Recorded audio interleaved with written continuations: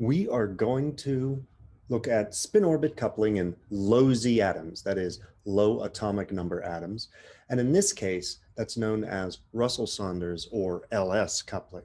First, we have to set up the Hamiltonian. The Hamiltonian, of course, is the total energy operator, kinetic energy, potential energy, the electron-electron interaction, and this spin orbit coupling term. And that's the only one that explicitly depends on the spin quantum numbers, right? Now, when we put this thing together, remember, we're going to be using this convention that for single electrons, we'll use lowercase symbols. Lowercase for the spin, the orbital angular momentum, and the total angular momentum. But when we combine those together to get the total angular momentum, orbital angular momentum, or spin of the atom, we'll use uppercase symbols for that. Now, L and S, they couple together to make the total angular momentum, and that's a vector sum. That's important for quantum mechanical vectors, right? The case we're doing today, spin orbit coupling for Russell-Saunders in the Russell-Saunders limit, that's when spin orbit coupling is weaker than electron-electron repulsions, right? That's where LS coupling is valid. So let's start off with our Hamiltonian here, and just looking at, say we had non-interacting electrons, that they don't interact with each other, just the nucleus. Then we'd have a term for their kinetic energy and the potential energy that describes the electrons interacting with the nucleus. If that were the case, that the electrons didn't interact with each other, then they would assume a spherical shape around, a spherical distribution around the atom, and we would get some energy of the system that was just one energy would describe the system. Say we had a p electron and a d electron, so we'd just have one spherically averaged electron energy and an energy for the atom as a total. Now, if we add in electron-electron interactions, they're going to repel each other. That's a Coulombic electrostatic repulsion. We call that the direct interaction of electrons with each other. And that would split this spherically averaged term into three terms, in this case for the PD configuration, right? This would split the energy into different states, different terms, we'll call that, depending on the value of the orbital angular momentum. But the electrons are fermions, right? They have a spin of 1/2, and the Pauli exclusion principle says that only 2 electrons can fit into an orbital, right?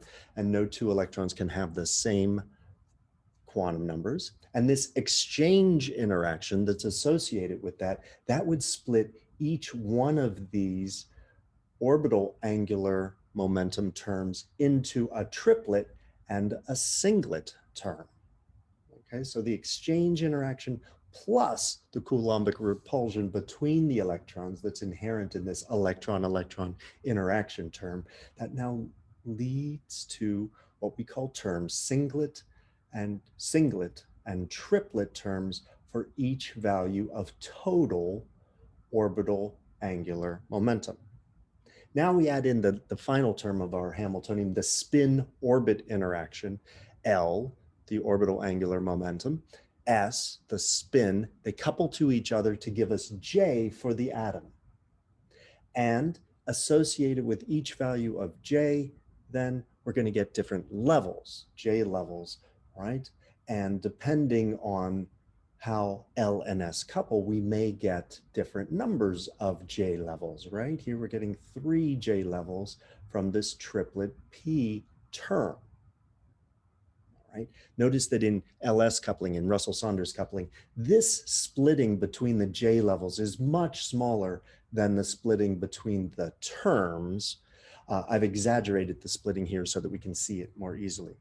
An even weaker splitting will be found if we put the atom in a magnetic field. We'll get the Zeeman effect, and the Zeeman effect will split the J levels into their individual M sub J states.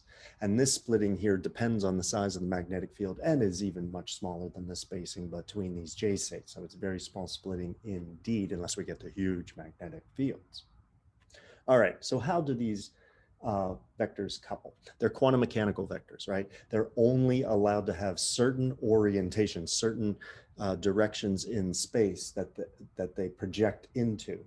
So when they couple together, if we have two orbital angular momentum that are coupling together to give us an overall orbital angular momentum, then it's constrained how these vectors can be put together to make their projection, to make the resultant vector from their two projections. And one way to look at that is through this geometric idea, right? That the way we put these together leads to a resultant. And we could try to figure that out for every case, right? There's also a mathematical description of this that tells us the allowed values of L, S, and J for the system. And this mathematical value, it follows the Clebsch-Gordon series. There's a maximum value, there's a minimum value, and then in unit steps, that is steps that differ by 1 unit, right? In between, we get all the allowed values in between the maximum and the minimum. Good. We're going to do a concrete example to show you how to calculate things according to this Clebsch-Gordon series. It may look complicated here, but really it's pretty simple once you get a hang of the pattern, and the pattern repeats itself from L to S to J, as I will show you now. So let's see how we generate the terms, right, and the level symbols in LS coupling, right? First, you find the maximum value of the angular momentum you're looking at. For example, let's start off with L, the orbital angular momentum. The maximum value is we're taking two electrons, we're going to couple them together. You add the two together, you find the maximum value. You subtract the two from each other and you get the minimum value. Remember though, L, S, and J, those are always positive numbers. It's the M sub L, M sub S, M sub J. Those are the ones that are allowed to be positive or negative. So it doesn't matter which direction, which one you subtract from which, just take the absolute value so you get a positive number in the end. Then we're going to get all the values in between that differ by 1 unit. We're going to repeat that for S, and then we're going to couple all the values of S we found with all the values of L we find to find all the allowed values of J. That will allow us to generate this general level symbol where we have the spin multiplicity 2s plus 1 as a superscript to the left. A letter that corresponds to the value of L, orbital angular momentum for the atom. That will be the letter that we put here, and then a subscript for the value of J, the total angular momentum. Now the values of L that are allowed, they're always these integer values starting at 0, and the letter we're going to associate with those, that's just like for the orbitals from the hydrogen atom, right? They go in that same pattern, S, P, D, but now they're capital uppercase levels that we're going to get, right? And again, the spin multiplicity to the left as a superscript and the total angular momentum to the right as a subscript. If you specify L and S, you specified a term. With the values of L, S, and J, that specifies a level. And if you further specify L, S, J, and M, the projections of J, that fully specifies your state. All right, let's do a specific example, that of P2, two P electrons coupling together. They both have the same orbital angular momentum. L1 is equal to 1, and L2 for the second electron is equal to 1. Right? So first, let's find the maximum value. 1 plus 1 equals 2. The minimum value, 1 minus 1 equals 0. And we get all the values in between. In this case, there's just the 1 that goes in between. So we go from 2, the maximum value, to 0, the minimum value, and all the steps in between that differ by 1. So we get 2, 1, and 0. There are 3 allowed terms. L equals 2 corresponds to a D term. L equals 1 corresponds to a P term. And L equals 0 corresponds to an S term.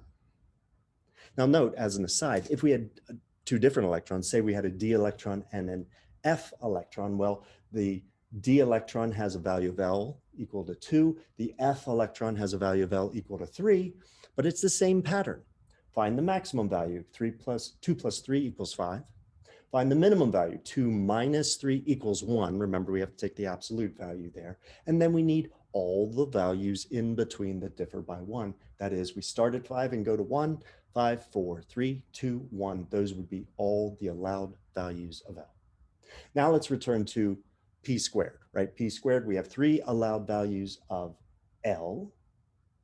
D, P, and S terms arise from that. Now let's couple the 2 electrons. This is a really common case, right? 2 electrons, all electrons have S equal to 1/2. So 1/2 plus 1/2 gives us a total S of 1. 1/2 minus 1/2 gives us 0. We'll get singlets and triplets, right? We're going to combine each one of these values of L with each value of S.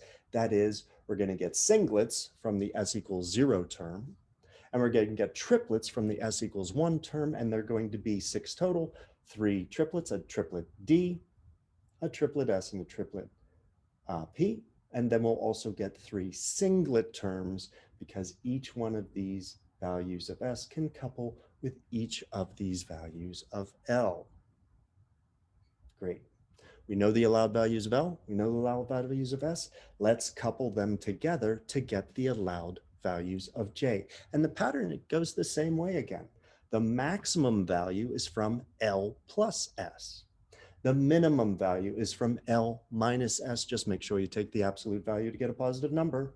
And then we get all the values in between that differ by 1 unit. But now we've got a whole bunch of cases because we have to couple S equals 1 to all 3 of these and S equals 0 to all 3 of these. So let's start off with the maximum, right? L equals 2, S equals 1. Add the 2 together. 2 plus 1 gives us 3.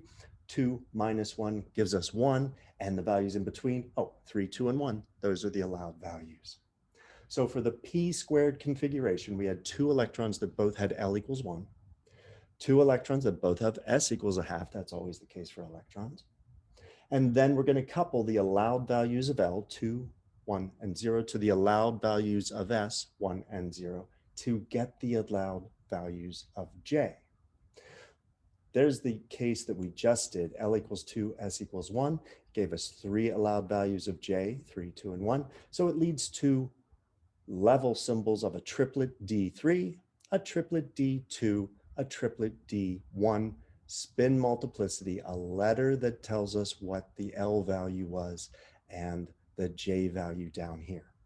We do that for each of the allowed values of L, each of the allowed values of S, and we end up with 6 terms that give us lots of levels, right? Notice that the singlet terms all have just 1 value of J. The triplet terms all have 3 values of J unless L was equal to 0. So from this one configuration, p squared, we generated 6 terms, singlets and triplets, and 36 quantum states in all, right? So if the 2 electrons have different values of the principal quantum number, you really get 36 states arising from one electron configuration. Remember, the 36 states include specifying all the values of M sub J as well, right? However, if the 2 electrons had the same value of N, right? Pauli exclusion principle says no 2 electrons are allowed to have the same set of quantum numbers. Also, electrons have to be indistinguishable. So we don't know which one was electron 1 and which one was electron 2. And this leads to, if we have equivalent electrons, same value of N, there are some states that just aren't allowed of all those possible ones. So when we have 2p electrons from the same value of N, only 15 of these states are allowed. Now, you don't have to remember that. There is a table that will tell you what are the allowed terms, right, that obey the Pauli exclusion principle and indistinguishability of electrons. So for our p squared case here, only the singlet S, triplet P, and singlet D are allowed if the electrons are in the same N equals the same value, right? If they didn't have the same value of N, the principal quantum number, all of those terms would be allowed. Note also that, the symmetry here. P4, 2 holes in a p electron act just the same way as two electrons. So we don't actually have to couple four electrons together. We can just look to the P2 case. And there's always that symmetry there, right? Same in the Ds. This is really important, right? D1 is the same as D9. D2 is the same as D8. This really saves us a lot of time. We don't have to couple 8 electrons, right? So always look for this symmetry as well, okay? So this table is in your book, and it allows you then to figure out which states are allowed, because here you know the value of L, it's determined by the letter, and you know the value of S, it's determined by the spin multiplicity, and therefore you can always work out the J and M sub J values that are allowed. So hopefully that has helped clarify then spin orbit coupling in the Russell-Saunders limit.